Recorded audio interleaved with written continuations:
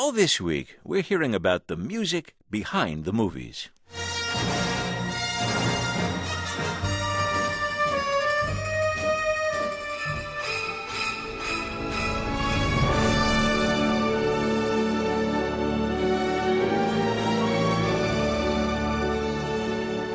We've been hearing from composers across the genres, and today we add screams. The glorious vocal cords of Jamie Lee Curtis in the 1978 cult horror classic Halloween. Michael Myers, the masked killer, was scaring her out of her wits, accompanied by the music of my next guest, John Carpenter, who also wrote and directed Halloween. He's also responsible for Halloween 2, Halloween 3, Halloween 4, and many non-Halloween but still scary movies. Carpenter's music has struck fear into the hearts of millions of moviegoers. Okay, so you have this gift for creating tension in us. What are the secrets of doing that? Well, the secret to composing and performing Halloween was my father, who was a music professor. He taught me 5/4 time when I was 13 on a pair of bongos, of all things. And 5/4 time is bop bop bop bop bop bop bop bop bop bop bop bop bop bop bop bop.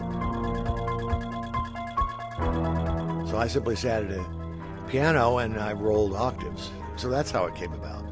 It was simple, repetitive, and it, like you said, causes tension in the audience. They're waiting for something to change.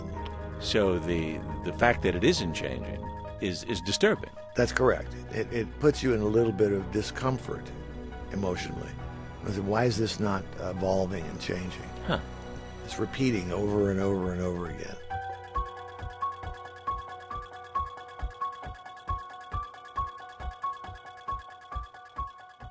You know, it's interesting. The other people we've spoken to for this series of interviews are music people who, discovered the movies and made music for movies. You're a filmmaker, and you're the rare, triple threat guy who can write, direct the movie, and also make the music for it too. This is something you bring to movie making. Well, it started as a defense. It started from low-budget student filmmaking when I was at USC. Nobody ever had any money to buy a score or hire a composer to write a score and an orchestra to perform it for your student films. So you had to beg, borrow, and steal. So I provided some very simple scores for student films. And as I moved into feature filmmaking, I brought that along because, once again, we didn't have any money. So I was cheap and I was fast. I see. Did you throw in, I'll do costumes and hair also if you'd like? I can make it cheaper still. I can do that too.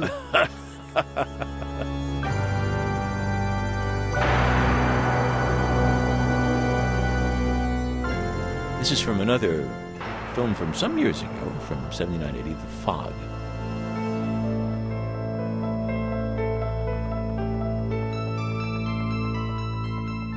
Well, first of all, you play an organ like that one at the beginning. I'm scared already. It's Frankenstein. Actually, that's all Bernard Herrmann. That's inspired by the kind of work that he did in the movies is one of my early inspirations. Yeah, talk about the influence of Bernard Herrmann on you. He had achieved great emotional heights in movies using simple means. And by that I mean, say if you take the score from Psycho, for example.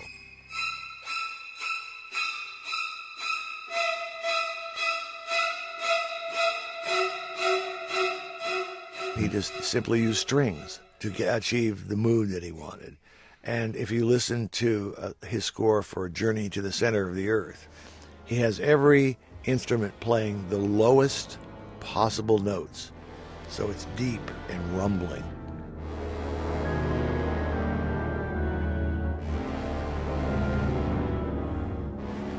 And he was a brilliant classical composer, conductor. And I just love his work. Do you find that what you have to do to scare people, if that happens to be the feature of the film, that's changed much since the 1970s? Our audiences, is there some different bar you have to clear to make a good scary movie today? Well, the fear factor in a movie comes out of its story. It doesn't come out of tricks that you pull on the set or a preset recipe. Can the presence of music ever dilute that feeling? That is the unaccompanied movie? Can that sometimes be scarier than anything with music attached to it? Absolutely.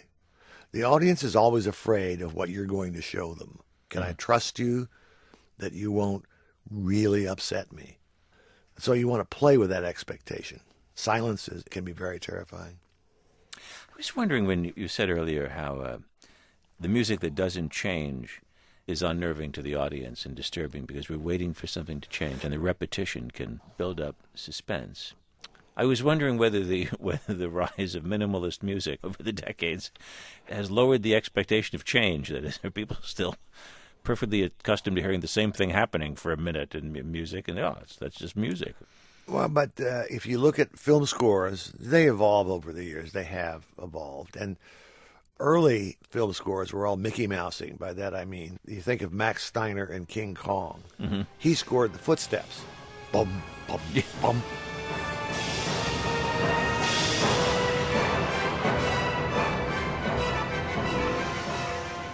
And we've gone from there to, in the 60s and 70s, minimalism came into fashion, but then it's now gone back to Mickey Mousing.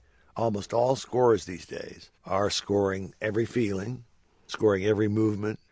They've gone back and forth and back and forth. So it all depends on who's directing the film, what the story is, and who you hire to compose for you.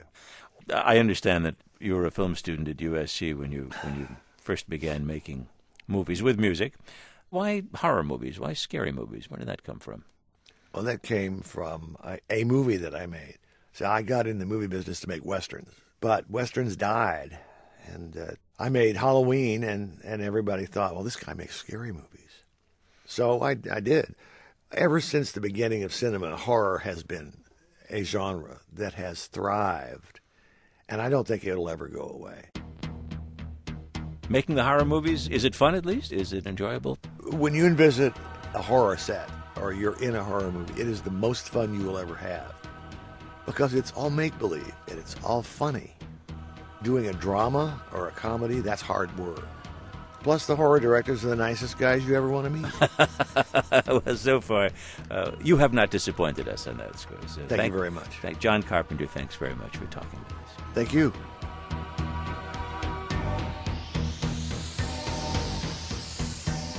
And tomorrow we'll hear from Rachel Portman, an Academy Award-winning composer who has scored the period film Belle.